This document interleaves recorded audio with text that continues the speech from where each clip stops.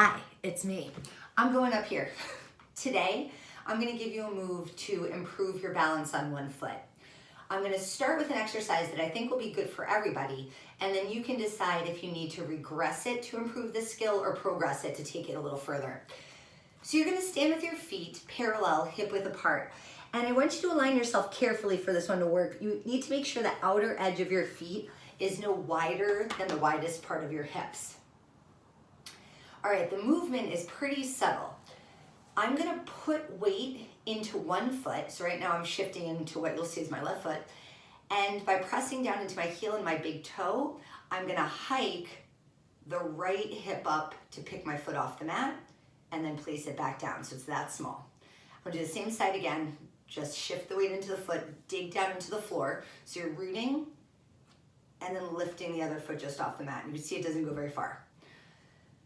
I want you to do it as slow as I am so that we're mixing up like a sensory experience of feeling the pressure into the ground and then the contrast as you float the leg off.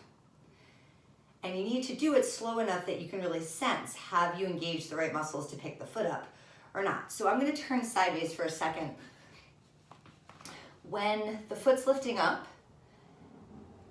your goal is to keep it in line with your other leg. So like heel to heel, versus if I go into a cheat and I'm using the wrong muscles, my leg's gonna swing forward slightly because I'm actually rotating my pelvis and using my hip flexors to execute it. So this one should instead focus on the deeper glute muscles that exist on the side of the hip.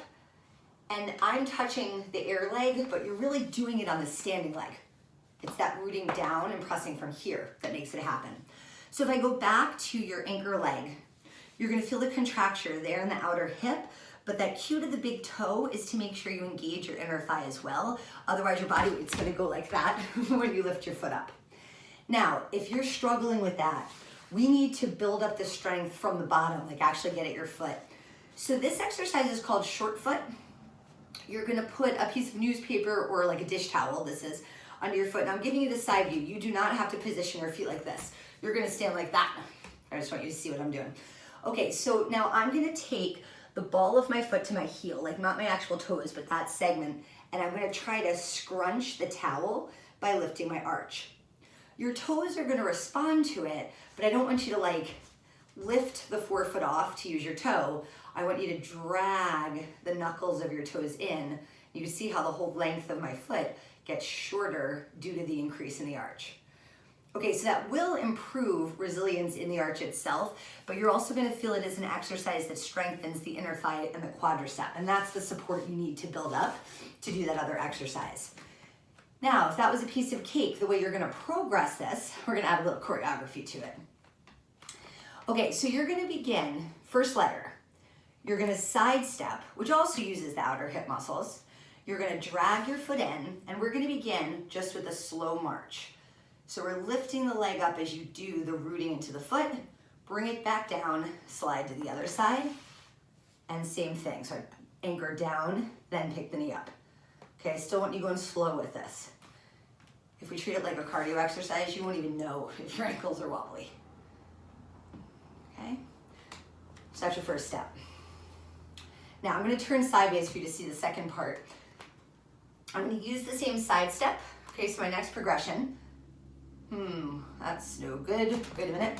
I'm gonna go to diagonal. All right, so I'm gonna still do my side step. I'm gonna begin with the march, but now I'm gonna circle my leg out, back, down. I'm gonna reach out, step in. Sorry about my confusion. I just knew I was gonna hit my wall if I didn't change my angle. Okay, so I go out, and so I'm bending the knee coming up to hip flexion, horizontally abducting, so when you take your leg out to the side, and then I'm rotating it back to parallel as it comes around to extension, and then put it back down. And I'll just do that one more time, sliding across. Did you like all those fancy movement terms I just did?